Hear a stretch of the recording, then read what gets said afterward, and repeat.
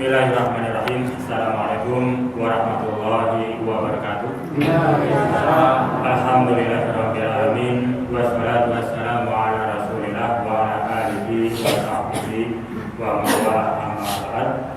Para ibu, para bapak dan hadirin, mudah-mudahan amal-amal kita ini dicatat oleh Allah Ta'ala sebagai satu amal ibadah yang Allah terima di sisinya. Amin ya rabbal alamin.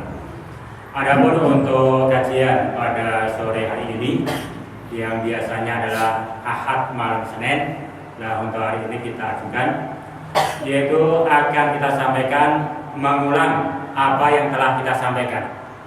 Hari ini dalam rangka untuk murojaah, yaitu untuk mengingatkan kembali supaya apa yang kita sampaikan ini bisa kita amalkan dalam kehidupan kita sehari-hari, yaitu materi tentang amal-amal ketika ada suara adzan. Ini kalau kita perhatikan, amalannya mudah, amalannya ringan, beli ribet dalam bahasa kita. Dan banyak di antara kita ketika ada adzan, ini seakan-akan tidak ada kepedulian, tidak ada perhatian untuk mengamalkan amal yang beli ribet ini. Walaupun amalnya mudah, ringan, beli ribet, tapi pahalanya besar. Pahalanya bukan pahala yang ringan, bukan, pahalanya besar. Maka kita berharap ini kita ulang kembali, kita sampaikan kembali, di samping untuk mengingatkan, yaitu untuk menggugah jiwa-jiwa kita agar kita ada perhatian. Amalan yang disunahkan oleh Rasulullah SAW ketika ada suara adzan. Yang pertama, yaitu kita disunahkan untuk at-tardid sirron khalfal muadzin, yaitu mengulang kembali atau memberikan jawaban secara pelan-pelan, yaitu setelah muadzin atau orang yang adzan dia selesai mengucapkan kalimat demi kalimat. Dan menjawab suara muadzin ini ada dua cara, saya ulang kembali. Yang pertama, kita bisa menjawab suara muadzin yaitu dengan menirukan atau mengulang kembali apa yang diucapkan oleh muadzin sama persis dengan apa yang diucapkan oleh muadzin, tanpa kita rubah sama sekali. Hal ini sebagaimana Rasulullah SAW menyatakan bahwa idza sami'tumun nida faqulu misla ma yaqulul muadzin. Apabila kalian mendengar yaitu suara adzan, an-nida panggilan, ini bisa suara adzan dan juga bisa suara iqamah. Jadi bukan hanya ketika ada adzan kita menirukan, termasuk ketika ada suara iqamah, dan kita dianjurkan untuk menjawab. Apa jawabannya? Faqulu misla ma yaqulul muadzin, yaitu hendaklah kita mengucapkan semisal apa yang diucapkan oleh muadzin. Contoh, ketika muadzin mengucapkan Allahu Akbar, berhenti, dan kita dianjurkan menirukan, mengulang kembali apa yang diucapkan oleh muadzin tadi dengan pelan-pelan. Allahu Akbar, Allahu Akbar. Sambil senderan nggak apa-apa, boleh aja. Santai. Beli ribet, beli susah. Sambil senderan, sambil agak sedikit ngantuk boleh. Allahu Akbar, Allahu Akbar. Ketika muadzinnya asyhadu an la ilaha illallah mengucapkan syahadat, kita tirukan sama persis. Asyhadu an la ilaha illallah. Ketika muadzinnya mengucapkan hayya 'alas shalah, dan kita sama persis hayya 'alas shalah. Terus ketika muadzin misalkan subuh, as-shalatu khairum minan naum, dan kita menirukan sama as-shalatu khairun minan naum sampai nanti selesainya muadzin. Itu cara yang pertama. Dan ada cara yang kedua, ini sering kita lakukan, yaitu pada dasarnya sama persis dengan apa yang diucapkan oleh muadzin kecuali 2 kalimat syahadah. Hanya ini jarang. Ketika 2 kalimat syahadah ya kita biasa menirukan sama atau sama sekali tidak menjawab.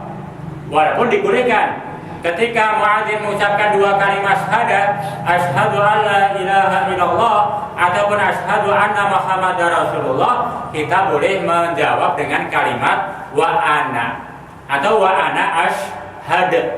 Ini bahasa Arab, wa ana, dan saya pun sama. Artinya sama, bersaksi bahwa tidak ada ilah, tidak ada Tuhan yang hak untuk disembah kecuali Allahu Ta'ala. Itu cukup dengan mengucapkan kalimat wa ana atau wa ana asyhadu. Atau kalau memakai yang pertama persis sama boleh. Dan juga yang kedua, kecuali ketika muadzin mengucapkan 2 kalimat hayya ala. Iya. Yaitu hayya ala sholah ataupun hayya alal falah. Nah kita ini biasa menjawab dengan ucapan la haula wala quwata illa billah. Hanya biasanya ketika awal tidak menjawab sampai hayya 'alas shalah kita baru menjawab la haula wala quwata illa billah. Yang seharusnya kalau kita pakai yang kedua dari Allahu Akbar kita jawab Allahu Akbar terus sampai hayya 'alas shalah la haula wala quwata illa billah, hayya 'alal falah la haula wala quwata illa billah. Nah, cara yang pertama atau cara yang kedua itu boleh, atau mau digandengkan silakan, atau cara yang pertama cara yang kedua dicampur boleh. Artinya cukup ketika hayya 'alas shalah, hayya 'alal falah nanti yang diganti dengan la haula wala quwata illa billah. Adapun yang lain itu boleh sama. Artinya yang terpenting yang pertama, ketika kita mendengar suara adzan, baik kita ada di dalam masjid atau ketika dalam perjalanan atau ketika kita ada di rumah, dan kita menjawab dengan cara pertama atau cara yang kedua atau dicampur sari, yaitu silakan. Dalam hadis riwayat Imam Muslim bahwa Rasul menyatakan yang pada intinya bahwa barang siapa yang dia mendengar suara adzan, kemudian dia menjawab suara muadzin tersebut dengan ikhlas dari lubuk hatinya, maka Rasul menyatakan dakhalal jannah, dijamin masuk surga. Bukan mudah kan ringannya? Amal mudah, amal ringan, tidak berat, tidak ribet. Rasul menyatakan dakhalal jannata, dijamin masuk ke dalam surga. Maka pahalanya besar. Itu yang pertama. Jadi amalan yang disunahkan ketika kita mendengar suara adzan hendaklah kita menjawab dengan pelan, yaitu setelah muadzin selesai mengucapkan kalimat demi kalimat dari suara adzannya. Adapun yang kedua, amalan yang disunahkan oleh Rasul ketika ada suara adzan, setelah selesai muadzin mengumandangkan adzannya, kita disunahkan untuk berdoa yang dikenal dengan doa setelah adzan. Nah, dalam doa ini nanti ada 2. Yang pertama mengucapkan sholawat kepada Nabi. Artinya dengan doa Allahumma rabba hadhihi da'wati tammah wassalatil qa'imah ati Muhammadanil wasilata wal fadilah wa ba'athu maqaman mahmudanil ladzi wa'atta. Insyaallah Ibu hafal dulu ya. Bapak-bapak hafal kan? Ya, ini biasa.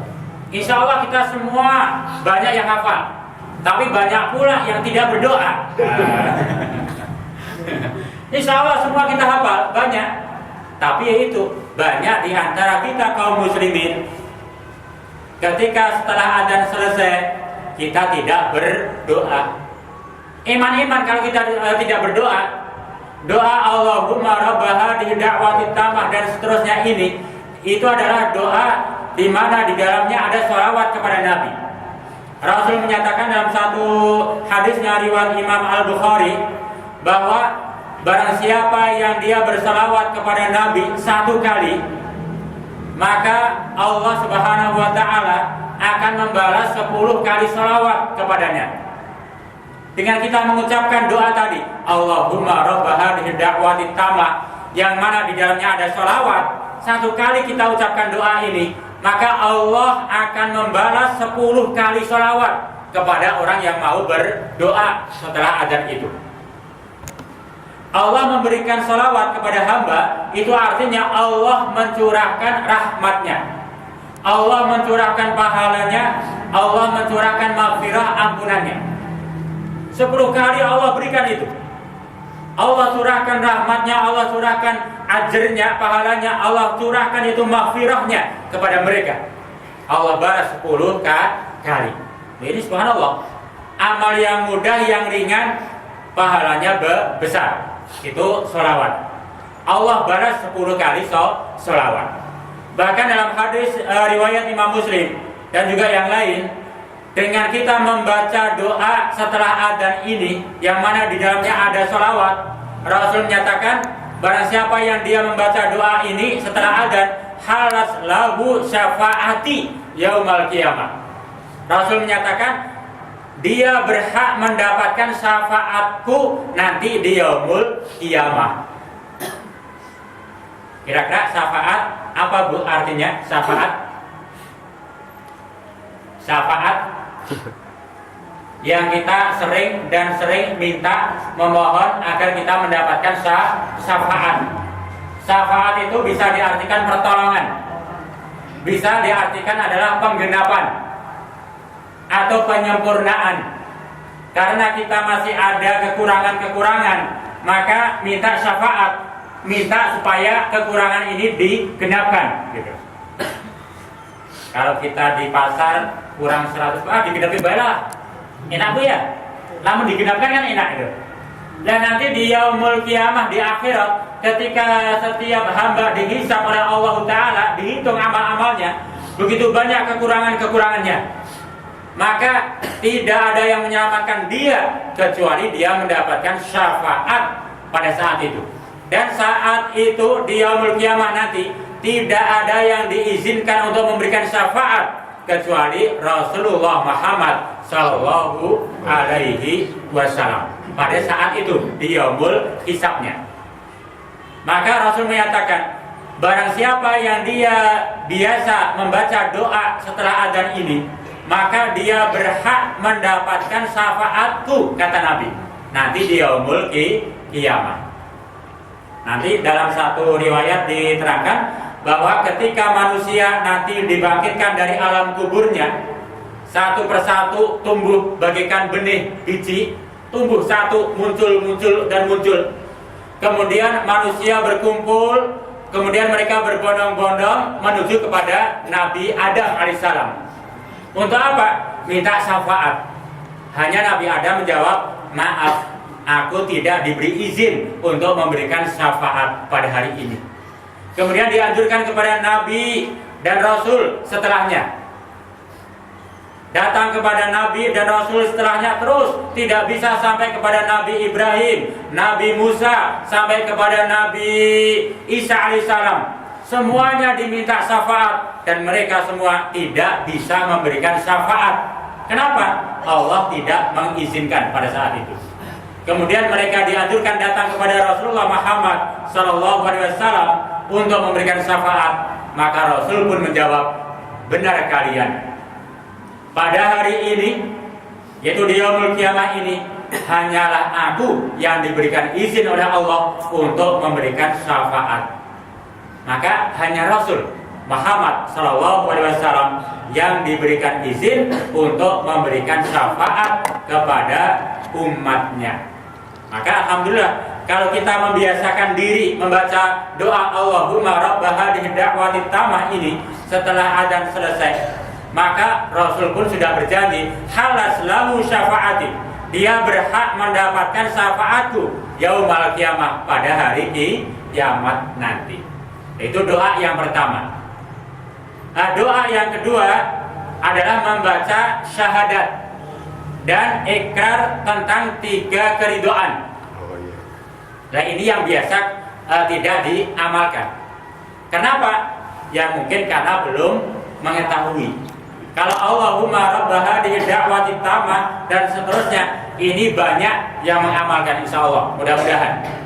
Dan ada pun tentang yang berikutnya, ini mudah dan ringan, insya Allah kita pun sudah hafal. Tapi karena kurang atau belum mengetahui tentang dalil hal ini, maka banyak di antara kita kaum muslimin yaitu belum mengamalkan, yaitu membaca 2 kalimat syahadat. Asyhadu an la ilaha illallah wahdahu la syarikalah wa asyhadu anna Muhammadan abduhu wa rasuluhu la nabiyya ba'dah. Kemudian dilanjutkan dengan membaca ikrar 3 keridhaan. Raditu billahi rabba wa bil islami dina wa bi Muhammadin sallallahu alaihi wasallama rasulah. Itu doa sudah hafal semua kita, insya Allah. Dan Rasul menyatakan barang siapa yang membaca doa ini, 2 kalimat syahadah dan ikrar tentang 3 keridhaan ini setelah adzan, maka Rasul menyatakan ghufira lahu ma taqaddama min dzambihi.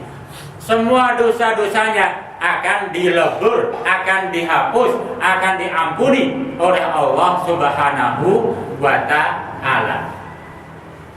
Dosa-dosa kita tidak diterangkan baik itu dosa kecil atau dosa besar. Semua dosa akan diampuni oleh Allah Subhanahu wa ta'ala. Hanya mengucapkan apa? 2 kalimat syahadah dan ikrar tentang 3 keridhaan setelah adzan selesai. Maka kita baca bareng-bareng sama-sama doa setelah adzan dari Allahumma rabb hadhihi da'wati tammah. Maka 1, 2, 3. Allahumma rabb hadhihi da'wati tammah wassalatil qa'imah ati Muhammadanil wasilata wal fadilah wa ba'athu maqamam mahmudanil ladzi wa'atta. Cukup. Kemudian syahadat. Asyhadu an la ilaha illallah wahdahu la syarikalah wa asyhadu anna Muhammadan abduhu wa rasuluhu la nabiyya ba'dah. Raditu billahi rabba wa bil islami dina wa bi Muhammadin sallallahu alaihi wasallam rasulan. Ini doa setelah adzan. Bagaimana kalau hanya 1 saja, Allahumma rabb hadhihi da'wati tammah saja, ya boleh, nggak apa-apa. Atau syahadat saja, ya boleh. Hanya yang keumuman adalah yang pertama. Tapi kalau kita bisa menambah yang kedua, ada keutamaan. Ghufira lahu ma taqaddama min dzambihi. Kita semua ingin supaya dosa-dosa kita diampuni. Karena apa? Memang banyak dosa kita. Di jalanan, betul. Kira-kira banyak dosa beli? Banyak di jalan itu. Ya, banyak dosa kita. Jangankan di jalan, di kantor, di pasar, apa maning, banyak dosa. Bahkan di rumah pun banyak dosa. Bahkan dosa pun kita undang. Ada pahala, ada dosa di rumah. Kita lebih senang dosa daripada pahala. Belum masa sih Pak Ustadz? Iya. Kira-kira betul nggak? Betul. Ketika ada pahala, ada dosa di rumah, kita senang pahala atau dosa? Banyak senang dosa kita itu. Coba TV ada ngaji. Nah, satunya ada sinetron. Misalkan, senang yang mana? Kayaknya sih. Senang sinetron, senang dosa daripada senang pahala di rumah. Tuh. Bahkan dosa kita bawa ke kamar kok sebagai teman tidur. Iya. Itu di rumah.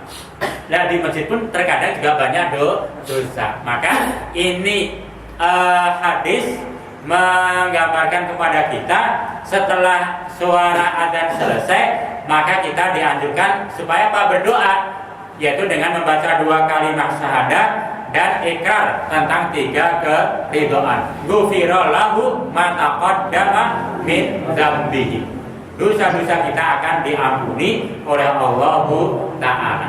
Kemudian yang ketiga atau yang keempat, bahwa yang disunahkan oleh Rasulullah setelah adzan, yaitu hendaklah kita menggunakan waktu antara adzan dan iqamah untuk banyak-banyak berdoa, bermunajat kepada Allah atau berzikir kepada Allah, baik membaca Al-Quran atau membaca zikir-zikir wirid, atau diisi dengan doa dan doa boleh antara 10-15 menit.